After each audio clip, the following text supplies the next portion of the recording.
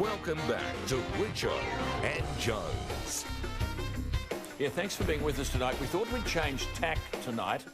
One of the concerns we both have is that drought and bushfires, and perhaps now even floods, have devastated many people. I think Scott Morrison is sincere and genuine when he says he wants to help. And he has provided a stack of money, notwithstanding that it is our money. And as well, hundreds of millions of dollars have been raised for drought and bushfire relief. But we talk to people and they ring us, text us. No one seems to know where this money goes. And out there, the punter thinks the government is wedded to this notion of surplus, so that, like kids in the playground, they can stare across the dispatch box at the Labor Party and say, we've got one and you haven't. Which prompts the question that the very talented Adam Creighton has addressed in a recent column in the Australian newspaper. Adam Creighton is an award-winning journalist. Last year, he was the journalist in residence at the University of Chicago's Booth School of Business. He has written for The Economist and The Wall Street Journal. He's only young. He's authored book chapters on superannuation for Oxford University Press. He's worked for the Reserve Bank and the Australian Prudential Regulation Authority. And he is smart. He has a Bachelor of Economics with first-class honours from the University of New South Wales and a Master of Philosophy in Economics from Balliol College, Oxford. He has said recently that the idea that public debt burdens our children is, his words, emotional codswallop. That's a good start. Adam joins us. He's actually from his workplace. Adam, good evening to you. Thank you for your time.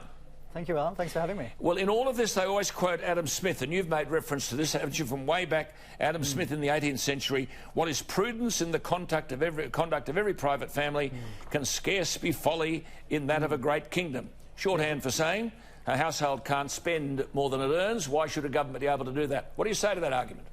Well, but actually he was talking about free trade there and not about fiscal policy, if you like, at all, or surpluses. And the point that I make is that this pursuit of a budget surplus in Australia is really a very costly pursuit of a political soundbite for the government, and it comes at great economic cost. And that's basically because it's being achieved by higher and higher taxation every year. So, you know, this is no great brilliance on the government's But the behalf. other thing is, we're not being told the truth, are we? I mean, it isn't really a surplus that they're looking at. There are a whole heap of things, like the national broadband, for example, which is off budget. If these people were put in, and I mean, student fees, for example, I mean, 50 billion off budget. Billion off budget. Yeah. You whack No, those. that's right. So, no, that's right. We're supposed to see a $5 billion surplus this year on the current forecast, but if you look at a different measure called the headline balance, which is a different arbitrary measure, then the budget is still in deficit, and it will be for 4 years. Yeah, so, the headline balance means incorporating all those things where money has been tipped out, and there's $60 billion in outstanding student fees. And they say, oh, we're going to recover all that. We won't recover all that. The chances of recovering all that are nil. So it's a fudge. Donald Trump, by the way, doesn't worry too much about this, does he? He's on your side. What? No, look, that's certainly right. I mean, if you look at the fiscal deficit of the US federal government, it's actually the same size as the entire Australian economy. That's right. So they're certainly not worrying about a budget surplus there. But look, on a more serious note, it's worth pointing out that the cost of borrowing now to the government is about 1.2%. So why go to all this trouble to actively pay down that debt when you can roll it over so cheaply? It'd be far better to give it to victims of the drought or the bushfires, or to invest in the country's infrastructure.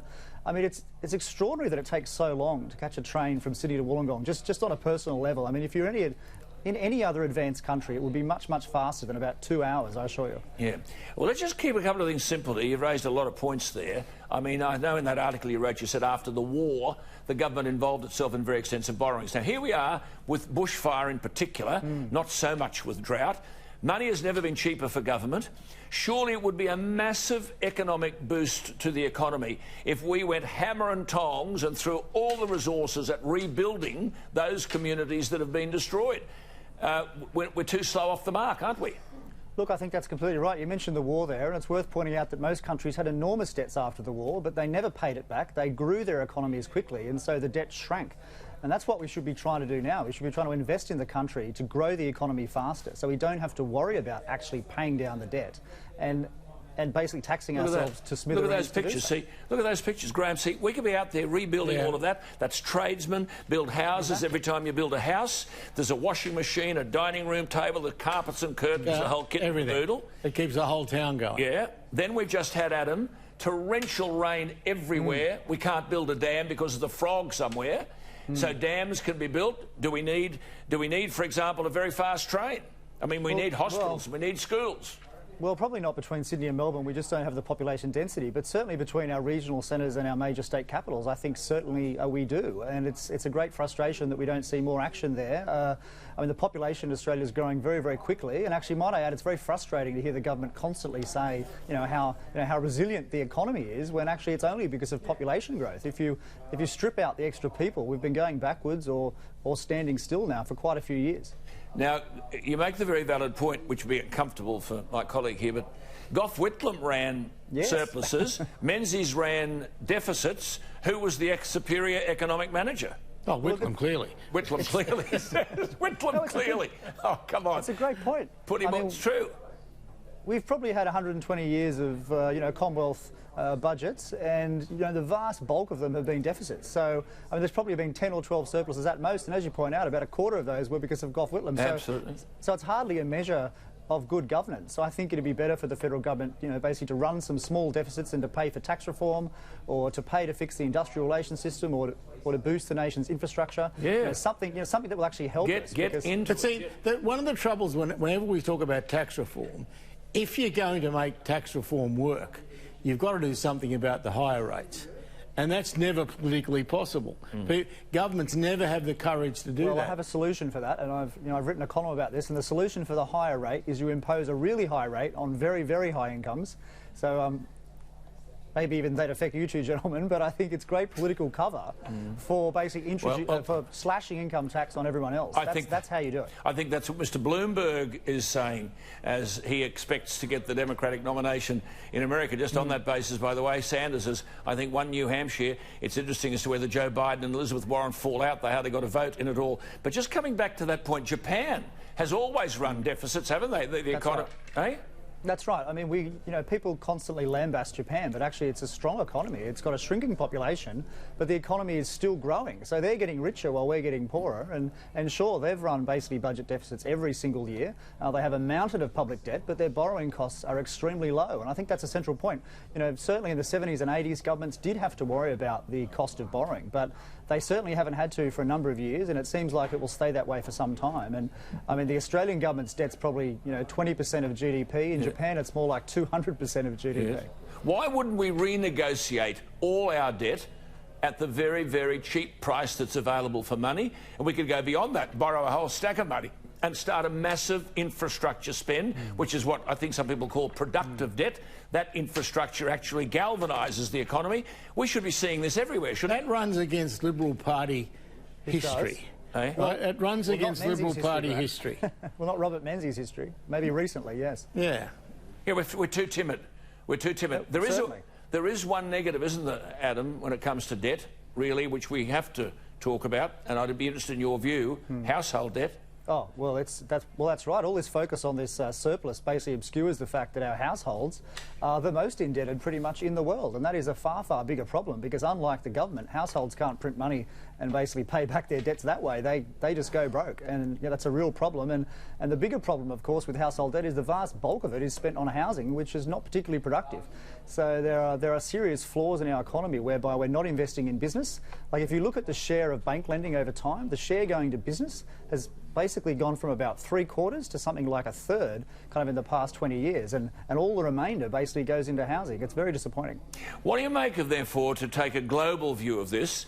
There's Bernie Sanders has won New Hampshire. Even the Democrats are terrified that he'll win the nomination, because Bernie just says to all the young people, and the figures from coming out of New Hampshire are that the young ones, the under 35s, have basically voted for Bernie, because he says you can have free education, free hospitals, free everything. Jeremy Corbyn said the same thing. He said he'll give every homeless person, if he wins government, a home. If he was homeless, they'll get a free home. The government will pay. And look what happened to him. Yeah, no, he got buried. But, I mean, Bernie may get the nomination, Bernie Sanders. So this is taking this whole business about deficit in the wrong direction.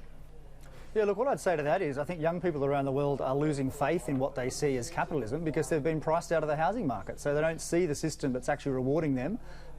Pretty much the only way to buy is if you happen to have parents who are in the top 10% of the wealth distribution, and then, of course, they can help you out. But if you don't, you're in a real pickle unless you're on a very, very high income. And that's a relatively new phenomenon. For the vast bulk of history after the Second World War, it was relatively easy to buy a home. And I think that is why young people are drawn to, to people in their late 70s like Bernie Sanders.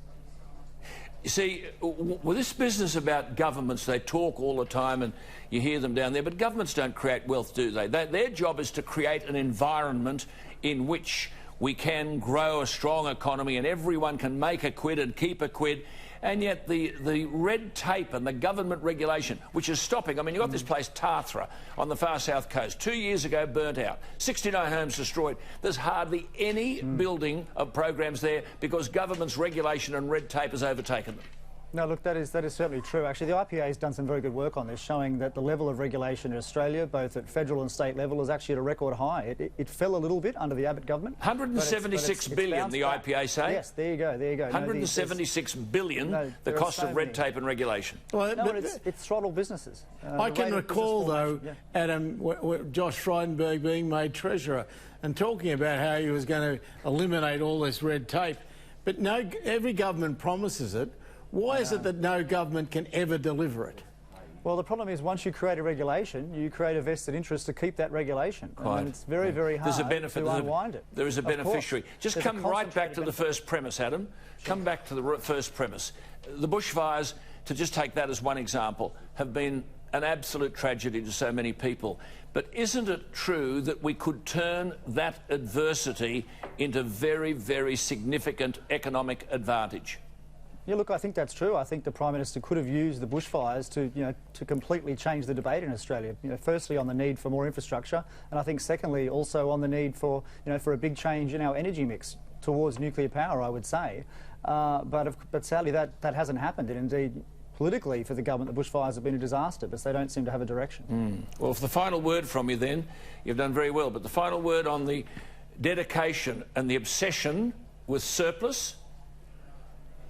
Final word. Well, look, I just wish that we would wake up as a country and focus on things that matter rather than arbitrary and kind of misleading political soundbites. Good on you. I think so. I just got to jump in. I mean, you always talk about nuclear power, Adam. You and I have talked about it many times, but you know Australia won't cop it. Australian women won't cop it. Well, give them a chance to have a debate. Polls have never shown it. Let's have a debate about it. Got Buckley's chance. But why do we have legislation which prevents it? Yes, that's exactly the point.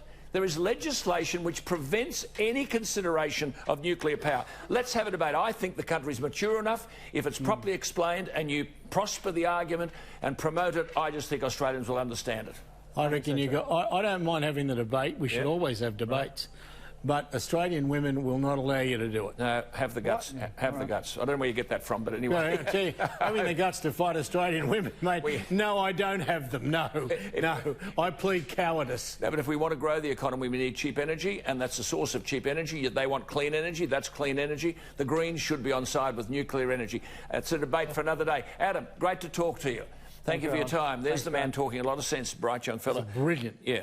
Talking a lot of sense about surpluses and our obsession with surplus. Get out there and help these people who need help. Back after the break.